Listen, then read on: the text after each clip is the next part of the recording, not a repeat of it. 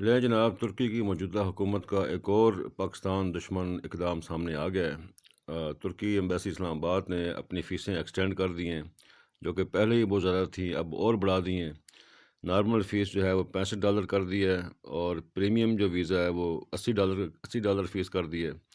ایسے ہی جو ان کی اناتولیا سروس ہے، جس کے ذریعے ویزا سروس کا اپلیکیشن دائر کرتے ہیں، اس کی انہوں نے جو ہے وہ 3 فیس بھی ایکسٹینڈ کر دی ہے، اور تقریباً اس کی فیس انہوں نے $15,000 کر دی ہے، جو کہ پہلے ہی $12,000 تھی۔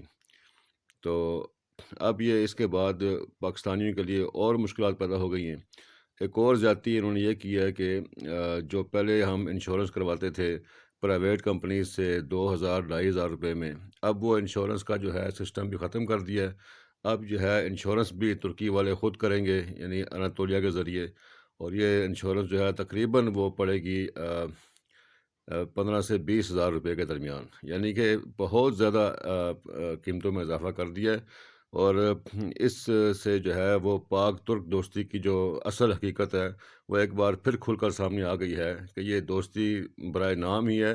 اصل میں ترکی جو ہے وہ پاکستان سے کسی بھی طرح کی کسی قسم کا تعاون کرنے کو تیار نہیں ہے۔ اس کے اپنے مفادات ہیں، اس کے اپنے ترجیحات ہیں، وہ اسی کو فالو کرتا ہے۔ اسے کسی قسم کا کوئی ٹینشن نہیں ہے کہ پاکستانیوں کو سہولت ملے یا ویزا زیادہ ملے، بلکہ وہ کوشش کرتے ہیں کہ کم سے کم ان کو ویزا ملے۔